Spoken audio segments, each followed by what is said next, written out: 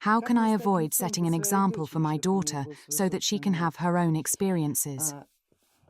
Colleague Irina, you have just grasped a very interesting aspect of parent-child interaction.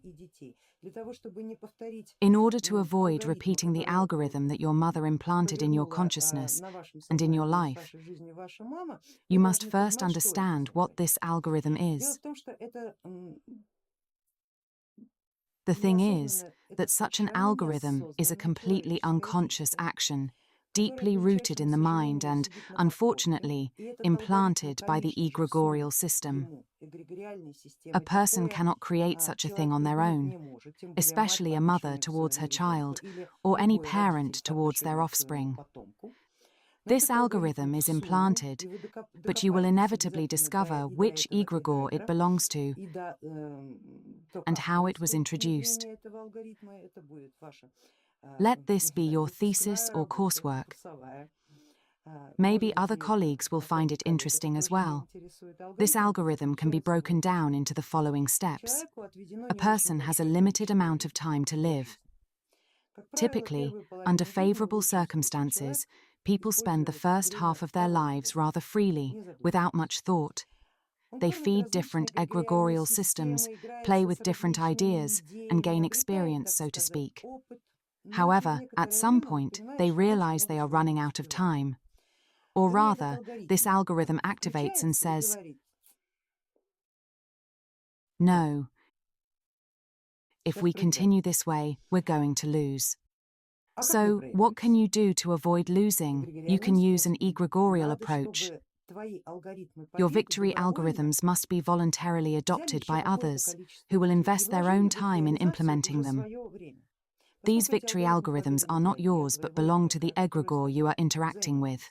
The egregor transmits these packets to you, and you, in turn, pass them on to your children through bonds of love and trust, and they begin to work out that algorithm with their own lives. And all of this increases the existential volume of the egregor.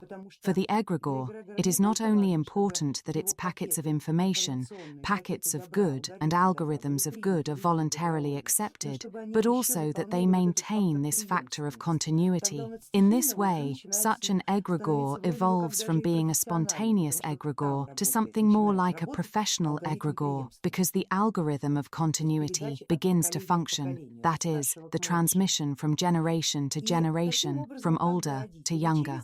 In this way, through this algorithm, the parents prove to the egregor that, "I am not a useless being. You see, I have transmitted your algorithm, which means I am not really dying. I seem to continue to live through my descendants." You know the common phrase, "Parents live on in their children." Now please consider the meaning of this phrase. Was their own life not enough? Do they now have to draw it from another? It gives the impression that many parents live on in some way through their children. Their own youth is over, but they use their children's youth. Virtually, of course, not physically, but there is definitely a certain mystical connection. This is a form of energy informational vampirism. Your parents seem to say, "Now live according to my ideas." But of course, these ideas do not belong to your mother, they belong to the system that gave them to her. It's quite possible that your mother received them from her parents, and they from theirs. It creates a long chain of continuity, almost religious in nature. And this algorithm, the way you should interact with your children, is passed down from generation to generation, from your mother to you, and now from you to your daughter. But it is within your power to break this cycle through willpower, by understanding what it can lead to, that one day your daughter will undergo the Goals and Values seminar and start filling in that same table, looking at you with suspicion and saying, "Mum, I've discovered something. Can you explain how this could have happened? But first, explain it to yourself." And before giving your daughter an algorithm for achieving results, ask her to come up with her own way of achieving them. Like Cinderella, for example, or Peter Pan, Or Roxolana, the Sultan's concubine. Let her try on the roles from all the books she has read. She can then decide which algorithm for achieving results she personally prefers and try to prove it. In this way, she will begin to analyze multiple possibilities, cultivate critical thinking, and even laugh at herself, understanding how she might have acted had she been less critical. The best way to protect yourself from egregorial influence is to laugh. Laugh at it, and it will no longer frighten you.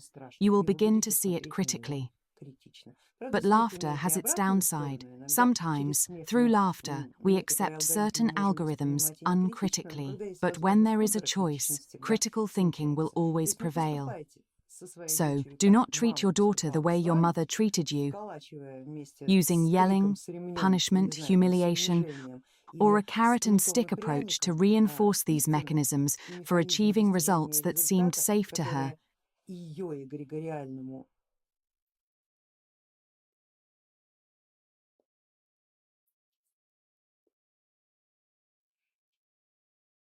And that her egregorial system deemed correct.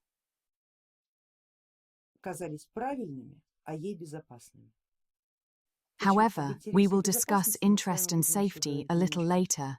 Perhaps you will find more keys to understanding there, but I hope my advice is clear and will be helpful to you.